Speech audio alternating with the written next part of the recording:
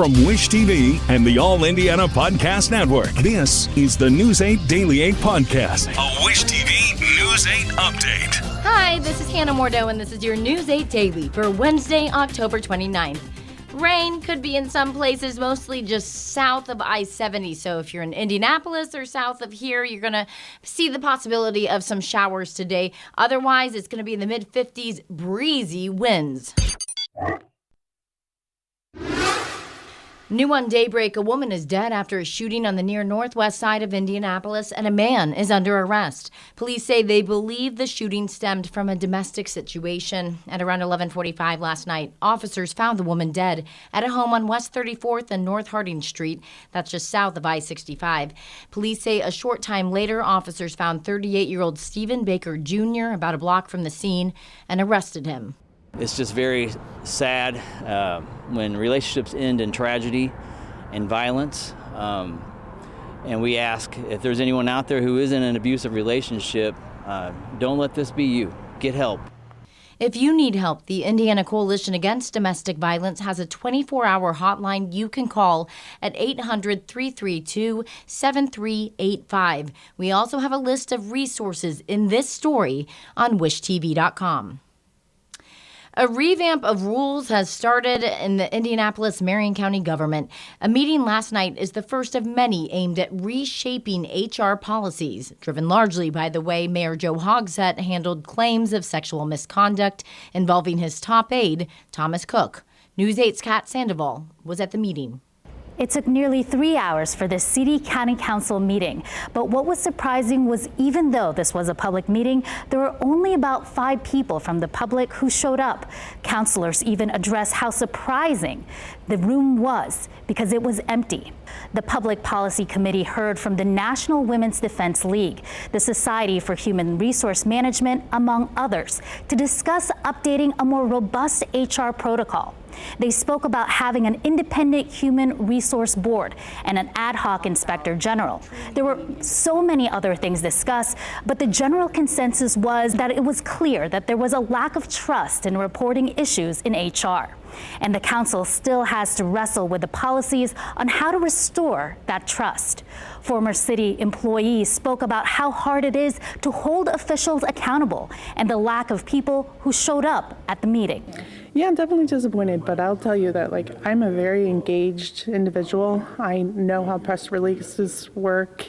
There was not enough information regarding this meeting tonight. Not enough people knew about it. There was not far enough of advance notice. I almost missed the meeting myself. Realizing, I think, the extent and depth of the challenge, and that there are some questions that almost become rhetorical because their answers are so difficult, and that we're going to have to do a lot of homework and get a lot of professionals involved from a legal perspective, a financial perspective, before we come up with a policy that we think is effective. Bottom line, this was a meeting to get ideas rolling. Councilor Boots say they plan to hold multiple meetings to discuss some more, and they aim to get a formal proposal by the end of the year. I'm Kat Sandoval, Wish TV, wishtv.com. A grand jury in Marion County is investigating the office of Lieutenant Governor Micah Beckwith. A report from the grand jury shows it has met twice since August to look at allegations of distribution of an intimate image and ghost employment. The intimate image case stems from an August report from the website 24 Site News, saying people in Beckwith's office shared an AI deepfake video depicting the wife of a Republican state lawmaker. The lieutenant governor denies the story. That story is so false that there's no proof, there's no evidence. We've never seen anything like that. Never happened in my office. But if there is, there can be grand jury investigations for all kinds of things. We don't know. We haven't been privy to that information. Nobody's called us from any office to say, hey, this is going on. The grand jury report says that the panel took testimony but has not made any decision on criminal charges. State police say the 2 tortoises stolen from the Indianapolis Zoo are back where they belong, safe and not hurt. Troopers say the rare, very small tortoises were found in a cardboard box in a Pendleton park yesterday. That's about 45 minutes east of Indianapolis. Investigators say people visiting the Falls Park called police after they discovered the box. It had a paper plate on top of it that referenced the zoo. Then the tortoises were inside. The reptiles were missing for more than 2 weeks. The zoo posted on Facebook, "It is thrilled both were found and are on their way home." New on Daybreak, Hurricane Melissa has hit another country. This time it's Cuba. Video this morning shows Santiago and the outer bands when they first reached the southeastern part of the island. The storm hit as a Category 3 hurricane with sustained winds of 120 miles an hour. That's slightly weaker than the Category 5 force that Melissa delivered to Jamaica yesterday. It was one of the most powerful landfalls ever recorded in the Atlantic. So far, officials have reported 7 deaths from the storm, 3 in Jamaica, 3 in Haiti, and 1 in the Dominican Republic. As of late yesterday, more than 500,000 people were without power. But Jamaica's government says it hopes to reopen all airports as early as tomorrow. Here in Indiana, with a special session less than 1 week away, the governor and lieutenant governor are expressing a similar message in different ways about whether Senate Republicans will support congressional redistricting. News 8 government reporter Garrett Berquist shows us the pressure the chamber now faces. All eyes are on the Senate. Republicans there say the votes still aren't there for redistricting, but we're still about a week away from the session even gaveling in. For the second day in a row, Governor Mike Braun would not answer questions about the special session he called, other than a very brief response to a question about getting Senate votes. Braun has ordered lawmakers to return to the State House next week to redraw Indiana's congressional districts. Lieutenant Governor Micah Beckwith, who is the ceremonial president of the Senate, says he and Braun both are working on moving Senate Republicans into the yes column. We're not strong-arming anybody. We're just saying, here's the case. This is why it's important. I think the president's done a great job of calling especially the Senate, and saying this is, we're not forcing you to do anything, senators, but this is why we think this is so important to take back some of the voice that we've unfairly lost. We've brought some care packages for all members of the Senate. Voting rights groups on Tuesday morning brought care packages to the state Senate offices. The Senate will be the key because Republicans have had more trouble getting enough yes votes there than in the House. Our message to lawmakers is to stay strong. You can withstand this pressure. We know already that there are enough Republicans in the Indiana Senate resisting this that we can stop it from happening. Vaughn says voting groups continue to collect petition signatures against redrawing the maps. She says we can expect more protests as the special session gets underway. Beckwith would break any ties. He tells me he's ready to do that, but he estimates 27 or 28 senators will vote in favor of redistricting. Is this worth the risk and the potential cost of a lawsuit, particularly if the judges end up coming back and saying, no, you can't use these maps? Totally worth it. And here's why. Because we have some states playing by different rules. Illinois is playing by their own set of rules. California is playing by their set of rules. The courts need to say, here are the rules for everybody. This is what you do and this is what you can't do. And if we could trust that Illinois, California, Massachusetts, New England states, New York, we're all playing by the same rules, I think we'd have no problem. The legislature will have up to 1 month to do its work once it gavels in. Senator Liz Brown told me on Monday she expects it will last about 2 weeks. I'm Garrett Bergquist for Wish TV and WishTV.com. Let's go to your business headlines with Jane King. She starts with the Federal Reserve's looming interest rate decision and how the government shutdown is impacting it. We're not getting any economic reports over the past month almost, so the Federal Reserve kind of flying blind into this meeting today. Nearly all of the government reports have been delayed or just have not happened because of the shutdown. Now, most still believe that the Fed will cut 0.25%, so that should drive down interest rates on the short-term loans like credit cards and car loans. We'll find out for sure about 2 o'clock or so this afternoon.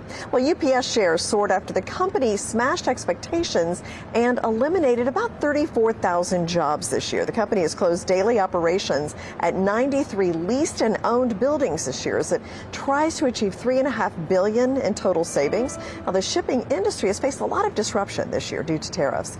And Lilly and NVIDIA partnering to build what the companies call the pharmaceutical industry's most powerful supercomputer. The so-called AI factory will help accelerate drug discovery and development.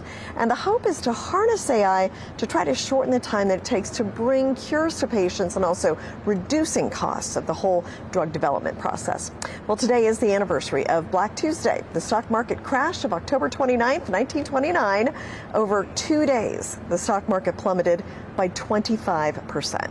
Okay, stocks did close at record highs yesterday. The stocks really on fire yesterday. In fact, Nvidia hit $5 trillion in market value overnight.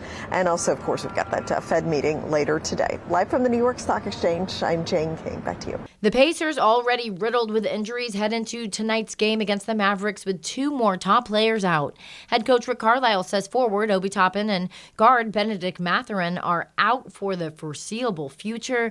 Team says Toppin hurt his foot and is out for at least a month. Mathurin sprained his toe and is considered week to week. Rookie guard Talon Peter is also listed as doubtful in the Pacers injury report for tonight's game. He has a groin strain.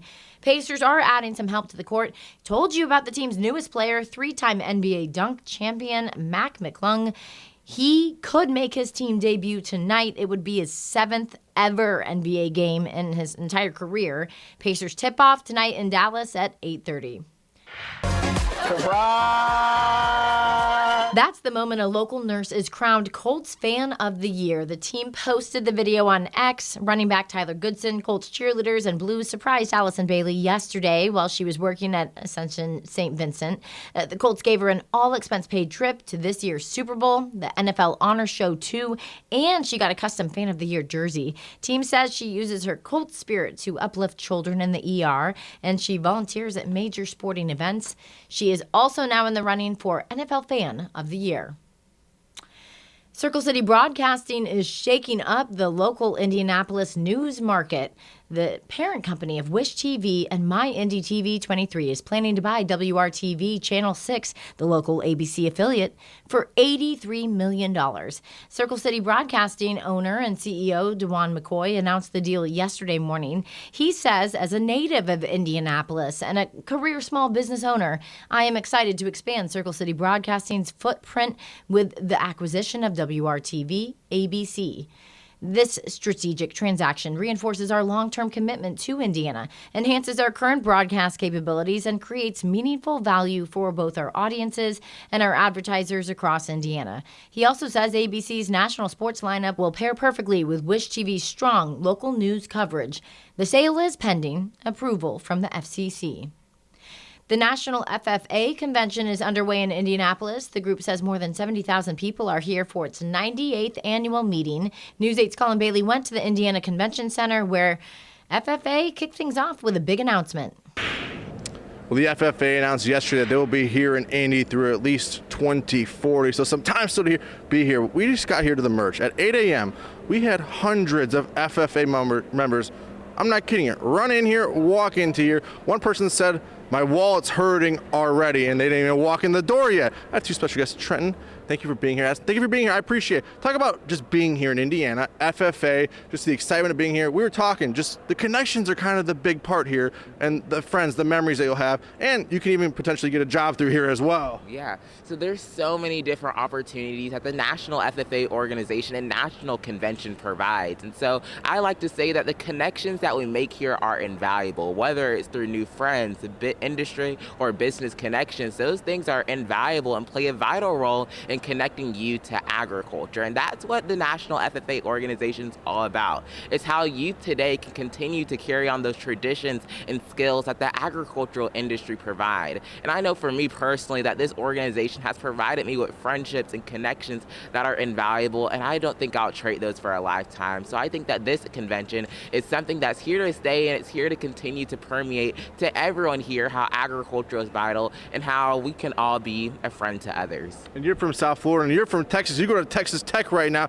Just talk about your process, going through this through high school, now you're in college. What kind of memories and what kind of things you take from this to apply it to the real world, or even back to when you go back to Texas Tech? Absolutely. The experiences and the values you learn in the FFA, they are completely unmatched. I've learned how to network with people. I've learned skills that are useful in the industry, communication, things like that, along with, so many of our members are learning these hard skills like welding, and they're being able to go out into the industry and get these jobs and have this successful career path. I just think that's so incredibly important. For me personally, I'm majoring in ag and applied economics, and I'm going to go to law school afterwards. And so the contests that I've competed in and the values I've learned here, they are immeasurable to that experience, and it surely helps me along the way. Well, thanks for joining us, both of you. You're both very well spoken at such a young age. I definitely did not have those skills. Again, this runs now through Saturday, November 1st. And again, 70,000 FFA members all donning these beautiful blue jackets. Check these out. I talked about them all morning. I can't get one. I cannot get one. I was told I can't get one. Awesome jackets. Thank you for both joining us again now through Saturday. For now, here in downtown Indy, I'm Colin Bailey for Wish TV and WishTV.com.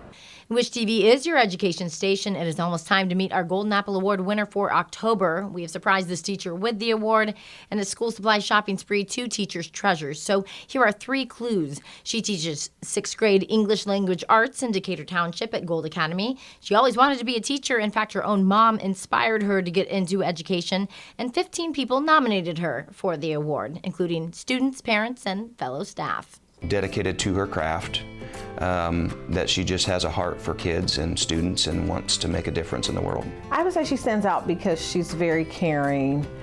She's very student-centered, and so the students, they warm up to her really easy. Really funny, and she looks on TikTok and sees all the trends going around. What are some of the trends? Like the 6'7" meme. Sometimes she'll say some slangs, or sometimes she'll be really funny. The surprise was really fun. She cried instantly. You can see that special moment tomorrow morning, 7:30 on Wish TV Daybreak. This has been your News 8 Daily from Wish TV. I'm Hannah Mordo. Watch us on Wish TV and WishTV.com. This is the News 8 Daily 8 podcast, a Wish TV News 8 update on demand. For even more, on demand and on the go, connect with Wish TV on Facebook at WishTV.com and on the free Wish TV mobile app. Thank you for listening, and be sure to like, subscribe, and follow this podcast for updates every weekday morning on the All Indiana Podcast Network and wherever you get your podcast.